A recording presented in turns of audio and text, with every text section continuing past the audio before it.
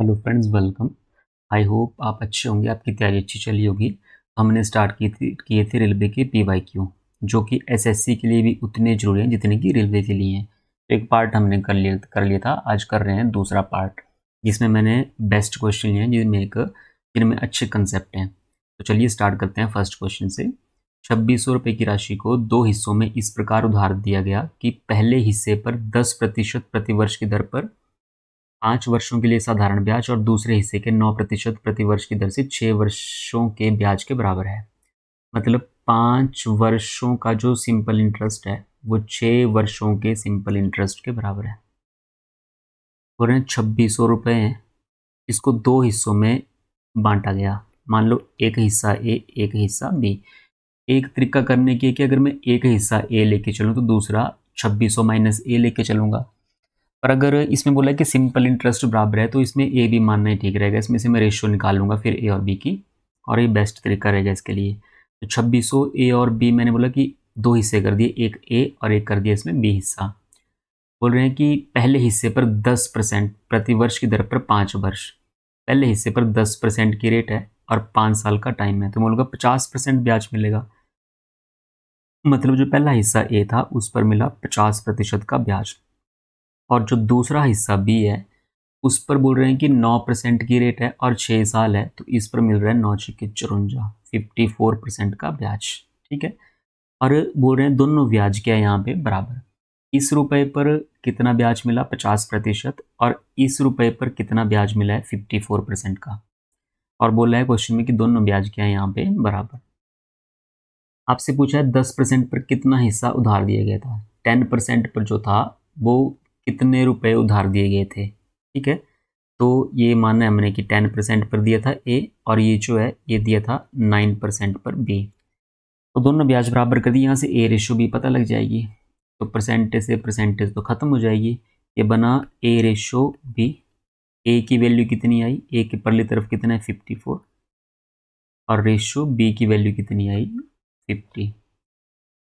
2 से कट जाएगा 27 बार, 2 से कट जाएगा 25 बार। ठीक है, 27 रेशो 25, मतलब ए जो अमाउंट है वो 27 रेशो है और बी जो अमाउंट है वो कितना है 25 रेशो। टोटल कितना बना यहाँ पे 27 और 25, 27 और 25 हो गए 52। मतलब 52 यूनिट टोटल बना, और क्वेश्चन बोल रहा है कि यहाँ पे कितना है 2600। तो 52 यूनिट 2600 के बराबर है। आपसे पूछा है कि 10% पर कितना अमाउंट दिया गया है। तो ए दिया गया था, तो ए कितना है यहाँ पे 27, कि 10% पर कितना हिस्सा उधार दिया गया, तो ए दिया गया था और ए यहाँ पे 27 यूनिट है, तो 27 यूनिट की वैल्यू कितनी है। अगर 52 2600 के बराबर है तो 27 कितने के बराबर है 2600 गुणा 27 की वैल्यू निकालनी है तो 27 से मल्टीप्लाई, और गिवन कितना है आपको यहाँ पे 52। 26 से कट जाएगा 26 का डबल 52, और यहाँ पे 100। 2 से कट जाएगा 50 बार, और ये 27 गुणा 50, 5 सत्ते 35, 3 5 दूनी 10 3 13, 1350 रुपये। 1350 रुपये। देखो कुछ भी नहीं किया हमने इस क्वेश्चन में। 2600 रुपये टोटल थे, दो हिस्सों में बांट दिए, एक ए और एक बी। 10% पर और 9% पर। अब 10% पर 5 साल के लिए तो 50% ब्याज मिला होगा, और ये जो ₹20 थे इस पर 9% के हिसाब से 6 साल का ब्याज कितना रहा होगा 54% रहा होगा। क्वेश्चन बोला है दोनों ये बराबर है, तो यहाँ से ए रेशो भी पता लग गई। ए के परली तरफ कितना है यहाँ पे 54 है, तो ए 54 और बी के तरफ कितना है 50, तो 54:50 काट के बना 27:25। अब यहाँ पे 27 रुपये और 25 रुपये, 27 रेशो 25 रेशो कितना हुआ 52। 52 क्वेश्चन बोल रहा है कितने के बराबर है 2600 के बराबर है, 2600 के बराबर है। तो आपसे पूछा है 10% पर कितने रुपए दिए थे, तो 10% पर दिए थे 27 रुपये, मतलब 27 रेशो दी थी रेशो के अकॉर्डिंग। तो 27 कितने के बराबर होगा 52 इतने के बराबर है, 27 कितने के बराबर है, क्रॉस मल्टीप्लाई डिवाइड। ठीक है, नेक्स्ट क्वेश्चन करते हैं। एक भिन्न का अंश हर से 2 कम है, तो फ्रैक्शन देख लेते हैं। भिन्न का अंश जो है ऊपर न्यूमरेटर और नीचे डिनोमिनेटर। अंश जो है हर से 2 कम है, तो यहाँ भी 2 कम है 3 5, यहाँ भी 2 कम है 9 7 9, यहाँ भी 2 कम है, यहाँ भी कितना कम है 2 कम है। यदि अंश को 2 से गुणा किया जाए तो इसको मैं ऑप्शन से कर दूंगा, 2 से गुणा किया जाए। जैसे मान लो फर्स्ट ऑप्शन है 3/5। अगर अंश को 2 से गुणा किया जाए और हर को 3 से गुणा किया जाए तो ये कितने के बराबर होगा? 2/9 के बराबर आएगा, 2/9। अगर यहाँ पे देखें तो कितना आ रहा है ये? 3 से 3 खत्म हो गया, 2/5 ये बन रहा है 2/5 और आना चाहिए 2/9। तो फर्स्ट गलत हुआ। फिर सेकंड ऑप्शन लेके चलते हैं।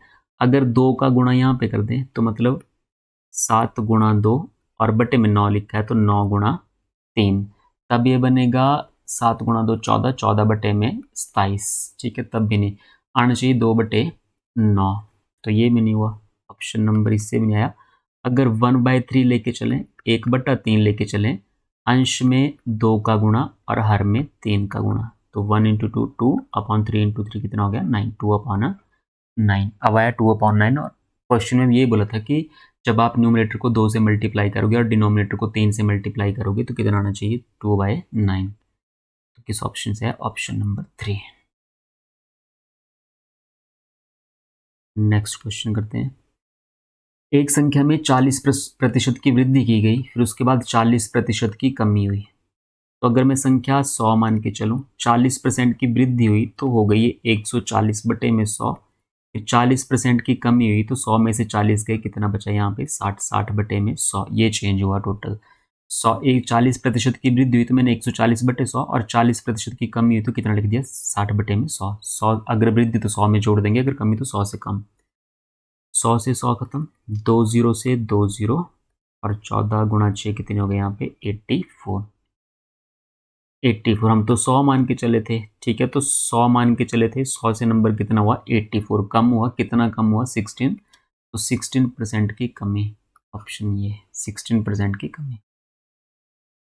नेक्स्ट क्वेश्चन है, एक स्कूल में लड़कों और लड़कियों की औसत आयु, ठीक है, लड़कों और लड़कियों दोनों की जो औसत आयु है, एवरेज एज है, वो 16.8 है, जिसमें से बोल रहे हैं कि जो बॉयज़ हैं उनकी जो एवरेज है वो 15.4 है और लड़कियों की जो औसत है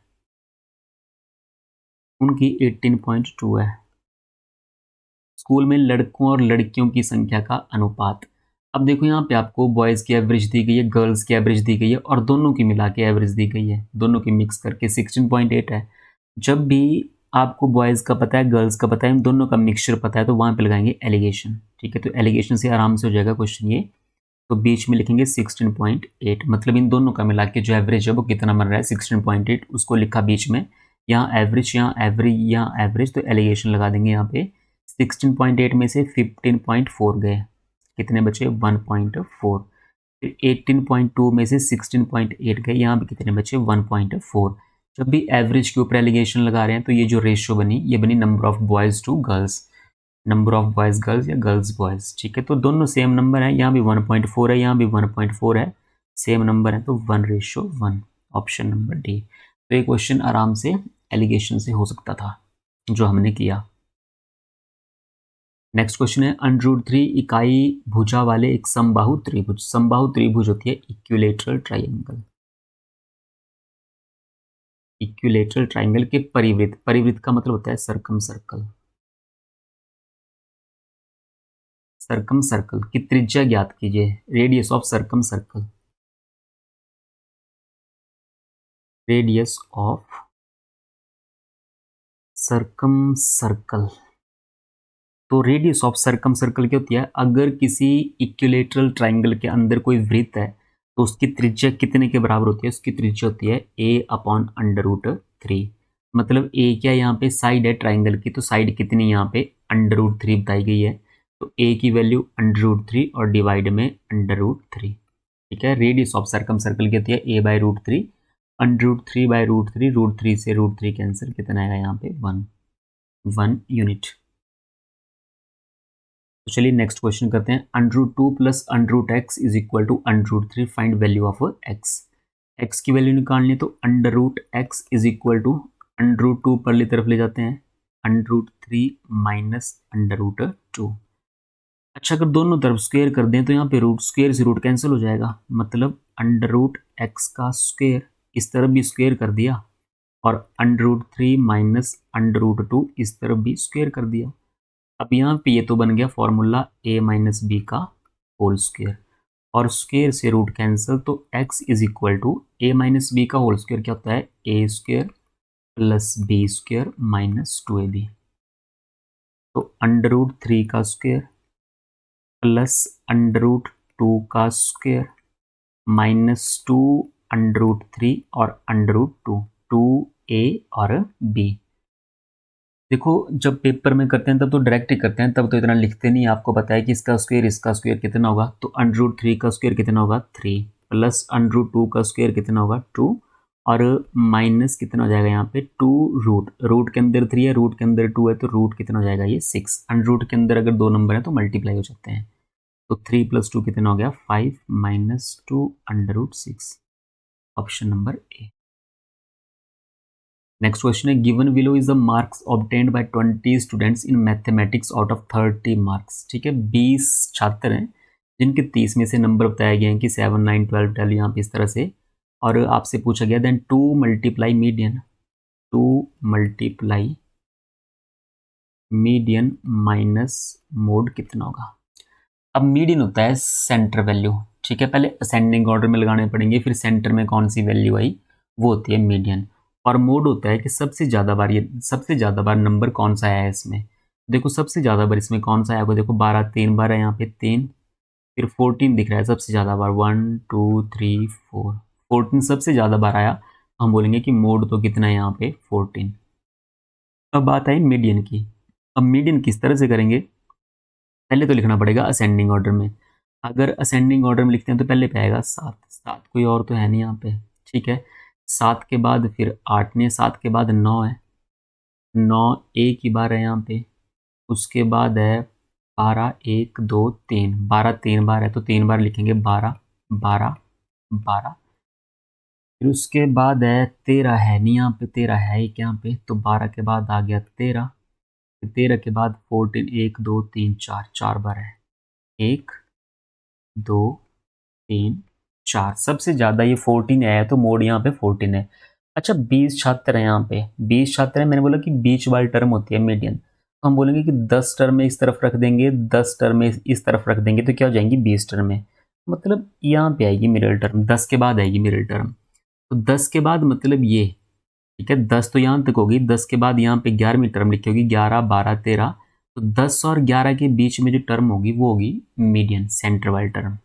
यहाँ पे मैं 10 टर्म लिखूंगा, 1 2 3 4 5 6 7 8 9 10, 10 टर्म में लिख दिया हमने। यहाँ पे कुछ मिस हुआ, यहाँ पे 7 9 12, 7 देखो एक ही बार था, ठीक है, 9 9 भी एक ही बार था यहाँ पे, फिर आए 12 12 3 बार हैं, 1 2 3, 12 3 बार हैं, फिर 13 13 यहाँ पे एक, और 13 यहाँ पे एक, ये भी है 2 बार है 13 यहाँ पे, तो 13 एक और आना था बीच में, एक बार 13, और 14 यहाँ पे 4 बार।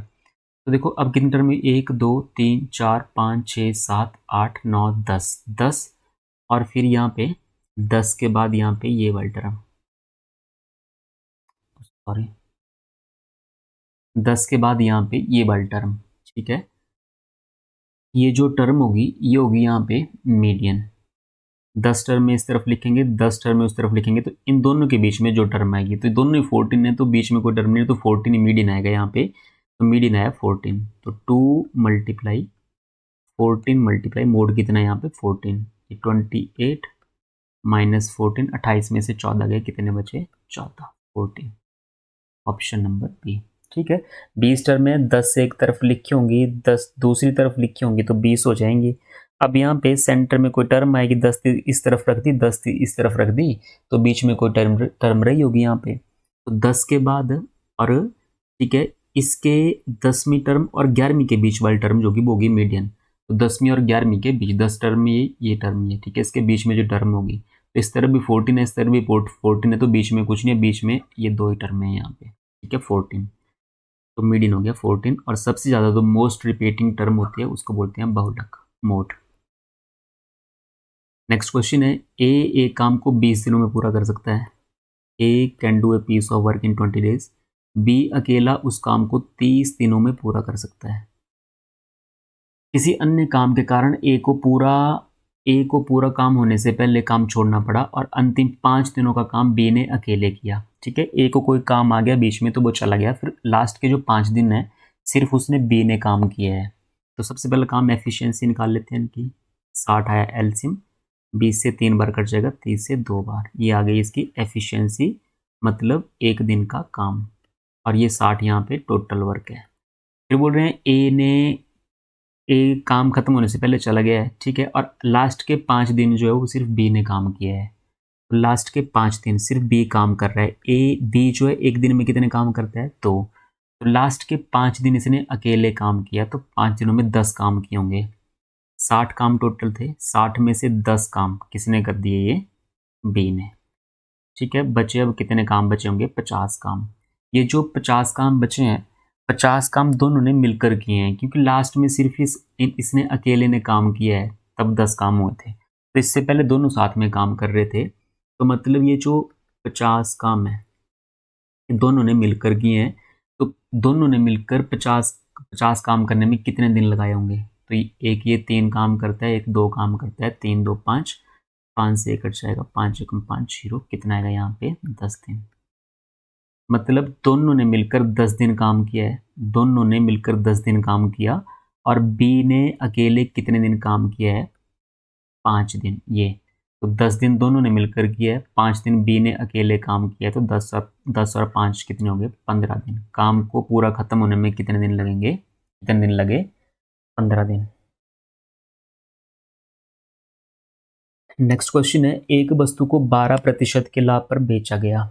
12% का लाभ मतलब 112% में बेचा गया होगा। अगर इसे 33 रुपये ज़्यादा में बेचा जाता तो लाभ होता 14%।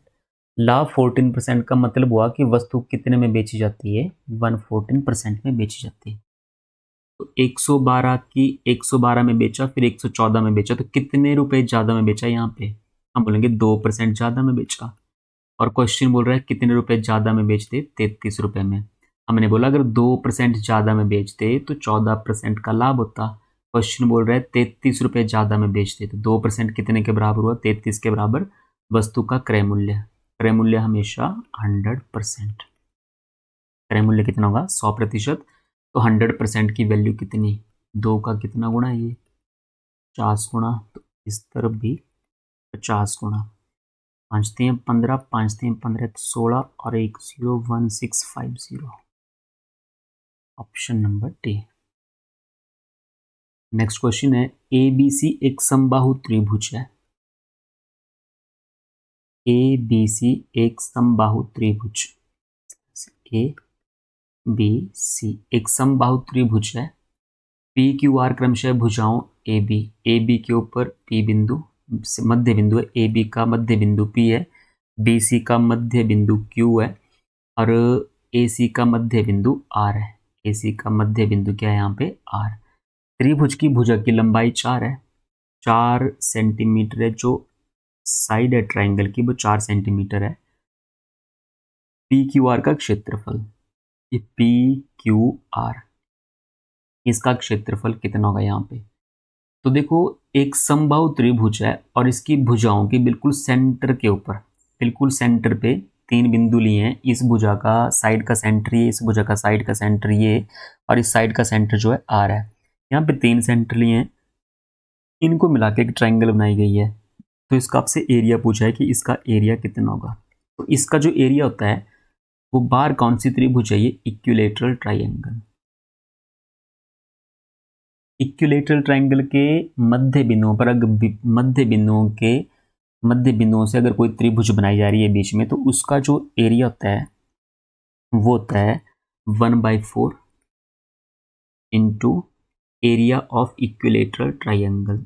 एरिया ऑफ इक्विलेटरल ट्राइंगल, समबाहु त्रिभुज का क्षेत्रफल। तो 1/4, और इक्विलेटरल ट्राइंगल का जो एरिया होता है वो होता है √3/4 इंटू ए स्क्वेयर, साइड का स्क्वेयर। साइड यहाँ पे 4 है, तो 4 गुणा 4, 4 से 4 खत्म, 4 से 4 खत्म, सिर्फ बचा यहाँ पे √3 सेंटीमीटर। ऑप्शन नंबर ए, √3 centimetre square area. Next question है, एक चुनाव में केवल 2 उम्मीदवार थे, सिर्फ 2 कैंडिडेट हैं, फर्स्ट और यहाँ पे सेकंड। विजय प्रत्याशी को कुल मतों का 48% प्राप्त हुआ। एक को 48% मिला है और दूसरे प्रतिद्वंदी को 6800 मत मिले। इसको मिले हैं 6800, जो कुल मतों का 34% है। जो टोटल का कितना है यहाँ पे 34%। मान लेते हैं टोटल 100% है यहाँ पे, 34% इसको मिले। अब यहाँ पे 34% बोला है पर एक्चुअल में ये 6800 के बराबर है। तो 34% कितने के बराबर हो जाएगा 6800 के बराबर। अगर मैं टोटल वोट की बात करूँ तो 100% होंगे। 34 का डबल और ये 200 गुणा, तो यहाँ पर भी 200 गुणा कर देंगे। ये बन जाएगा 2 और 4 0, 1 2 3 4, 20,000। मतलब टोटल वोट कितने हुए यहाँ पे 20,000। ठीक है जी। 48% इसको, 34% इसको, और 34 की वैल्यू दे रखी है 6800। तो 34 6800 के बराबर, तो 100% कितने के बराबर हो जाएगा 20,000 के बराबर। तो उसके बाद बोला गया था यहाँ पे, चुनाव जीतने वाला उम्मीदवार कितने मतों से जीता और अमान्य मतों की संख्या क्रमशः। चुनाव जीतने वाला जो उम्मीदवार है कितने वोटों से जीता है। तो चुनाव जीतने वाला उम्मीदवार, इसको 48 है, इसको 34 है, तो ये जीता यहाँ पे। तो कितने परसेंट से जीता होगा, ये कितना गैप है यहाँ पे 14% का, मतलब 14% से जीता होगा। तो अगर 34%, अगर 34% 6800 के बराबर है, तो 14% कितने के बराबर होगा। ये था 200 गुणा, तो ये भी कितना गुणा आ जाएगा 200 गुणा 14 का डबल 28 और 28 डबल 0 2800। मतलब कितने वोटों से जीता है, जीतने वाला जो उम्मीदवार है कितने वोटों से जीता है 2800। यहाँ पे एक ही ऑप्शन में दिख रहा है 2800, और बाकी यहाँ पे पूछा गया था कि अमान्य मतों की संख्या, अमान्य मत कितने हुए यहाँ पे। अमान्य मत भी निकाल सकते हैं। 48 34 कितने बने यहाँ पे 48 और 34 बने 8 4 12, 4 3 7 1 8 82, और मतलब 100 में से 82 ही वोट गए, तो बाकी जो थे मतलब अवैध थे। तो 82 कितने बचे यहाँ पे 18 यूनिट। अगर 34 6800 के बराबर है, मतलब ये 200 टाइम्स है, तो इसको भी 200 टाइम्स कर दो। 18 का डबल 36 और डबल 0 कितना हो जाएगा, ये 3600। Option number C. Next question है, a man invested 1/2 of his capital at 5% rate of interest per annum, and 1/3 of his capital at 8% per annum, and the remaining at 10% rate of interest per annum। ठीक है, बोल रहा है a man invested, एक व्यक्ति अपनी धनराशि का 1/2 भाग 5% की दर से, 1/2, फिर उसने 1/3, 1/2, 1/3। अगर मैं यहाँ पे एलसीएम लेके चलूँ तो एलसीएम 6, मतलब अगर मैं टोटल 6 यूनिट मान के चलूँ, टोटल कितने मान के चलें 6। फिर बोल रहे हैं कि 1/2 भाग 5% की रेट पर, मतलब 5% की रेट पर उसने 1/2, तो 6 का 1/2 कितना हो गया 3। ठीक है, और धनराशि का 1/3 भाग 8% की रेट पर, 1/3 भाग, तो 6 का 1/3 कितना हो जाएगा 2। ये 8% की रेट पर हो गया, और बाकी जो बचा वो 10% की रेट पर। बाकी कितना बचा 3 2 5, बाकी कितने यूनिट बचा होगा 1 यूनिट। देखो ये परसेंटेज है, ये सिंपल मैं 3 2 1 लिख रहा हूँ यहाँ पे। अच्छा, इसको मैं चलो ऐसे कर देता हूँ। अब 5% की रेट है और यहाँ पे इतना पैसा, ठीक है, यहाँ पे इतना पैसा और यहाँ पे इतना पैसा, 1/2 भाग, फिर ये 1/3 भाग, और लास्ट में जो बचा 1 यूनिट बचा, वो 10% के हिसाब से उसने इन्वेस्ट किया। तो तीनों निवेशों में से उसकी कुल आय जो है 820 रुपये हुई। तो मतलब आय का मतलब जो उसका ब्याज बना, जो उसका प्रॉफिट हुआ, वो 820 रुपये का हुआ। तो यहाँ पे देखें तो ये 5 3 15%, यहाँ पे देखें तो ये 16%, यहाँ पे देखें तो कितना परसेंट है, ये 10%। मतलब यहाँ पे 15, यहाँ पे 16, यहाँ पे 10, तो कितना बना ये 15 और 16 31, 31 और 10 कितने हो गए 41।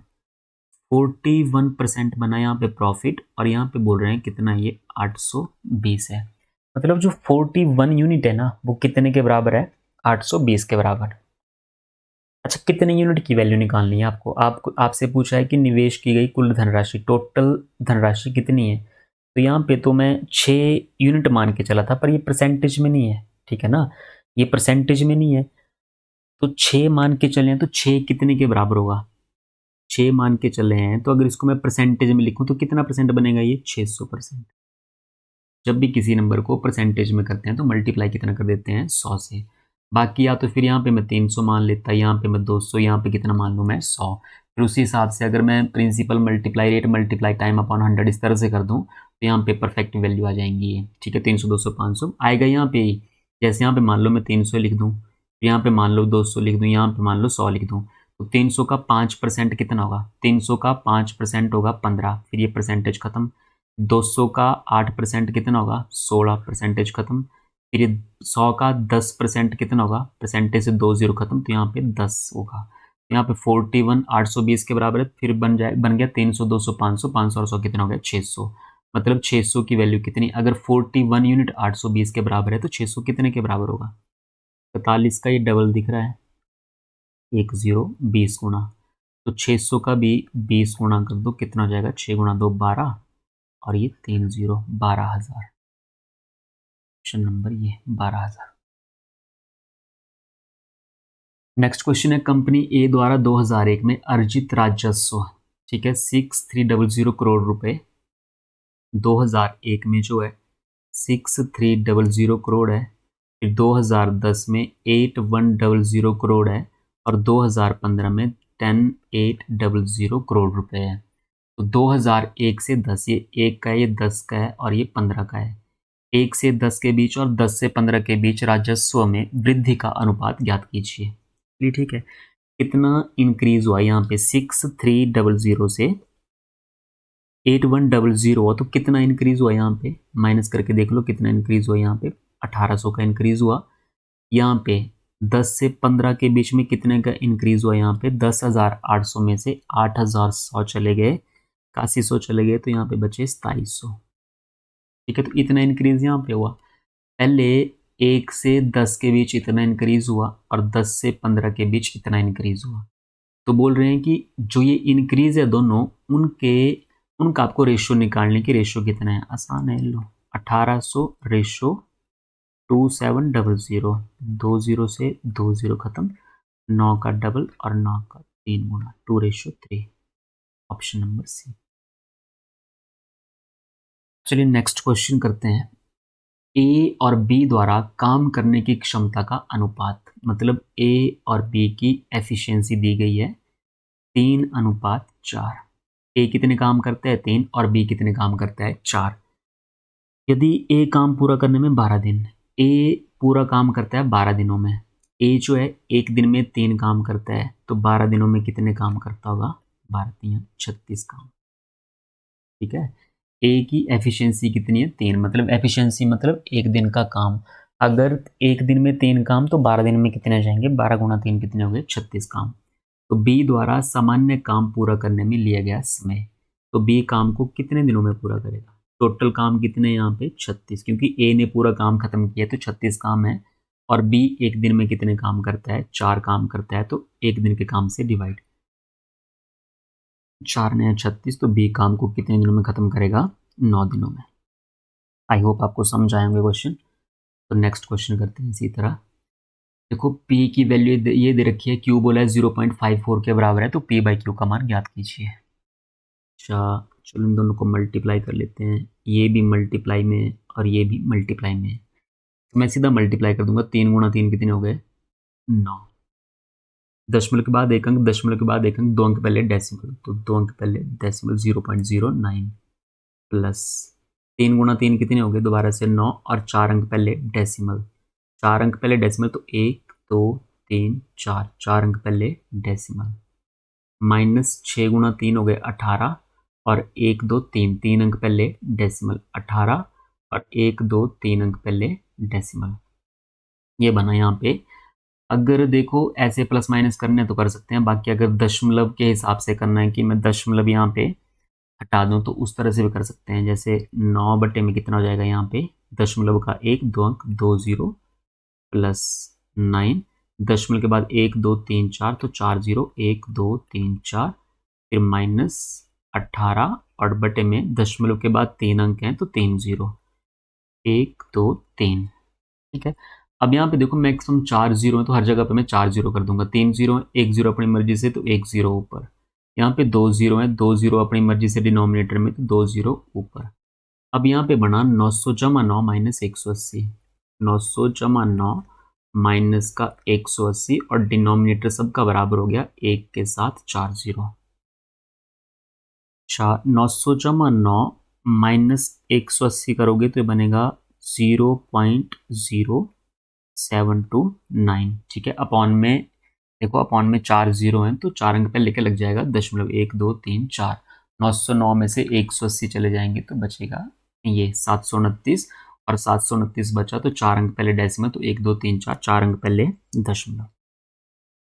फिर आपको बोला है Q इतने के बराबर है तो P बाई क्यू की वैल्यू ज्ञात कीजिए। अब ये तो P की वैल्यू आई और Q आपको दे रखा है 0.54 है, तो P बाई क्यू आपको पता करना है कि P बाई क्यू कितना होगा। तो 0.0729 डिवाइड में Q है यहाँ पे 0.54, दशमलव के बाद ऊपर 4 अंक हैं तो 4 जीरो नीचे आएंगी, और दशमलव के बाद यहाँ पे 2 अंक हैं, 2 जीरो ऊपर जाएंगी। 4 जीरो नीचे, 2 जीरो ऊपर, तो 4 जीरो में से 2 जीरो कट जाएंगी, यहाँ पे सिर्फ बचेंगी 2 जीरो। और 729 जो होता है वो होता है 27 का स्क्वायर, या तो आप इसको काट सकते हैं। ठीक है, और ये होता है 27 गुणा 2। मैंने 54 को 27 गुणा 2 लिख दिया, और इसको 27 गुणा 27 ये पता है कि 27 का स्क्वायर होता है, तो यहाँ से 27 से 27 खत्म हो जाएगा और ये बचेगा 27/2 मल्टीप्लाई 100। 27 का हाफ होता है 13.5, 13.5 अपॉन में 100। तो ये जो दशमलव है 2 अंक इस तरफ आ जाएगा, अपॉन में 100 है तो दशमलव 2 अंक जो है इस तरफ आ जाएगा, तो ये हो जाएगा 0.135, 0.135 ऑप्शन नंबर सी। आप यहाँ पे आराम से काट सकते हैं कि जिससे कट रहा है, जैसे 9 से कट रहा है तो 9 से काट दो। ठीक है, फिर काट कूट के दशमलव में जितना भी आएगा तो 0.135। पर यहाँ पे मुझे 27 का स्क्वायर दिखा और 54 में भी 27 दिखा, तो 27 से 27 कैंसिल। ठीक है, 27 से कट जाएगा 27 का डबल, और ये 27 का स्क्वायर है तो ये बचेगा 27 बटे में 2 गुणा 100, और लास्ट में सॉल्व करके कितना आएगा 0.135। तो ये थे आज के बेस्ट क्वेश्चन जो मैंने लिए थे। तो मिलते हैं अगली नेक्स्ट वीडियो में। अगर आपको वीडियो पसंद आई है तो please like share and subscribe this channel. तो तब तक के लिए बाय, टेक केयर।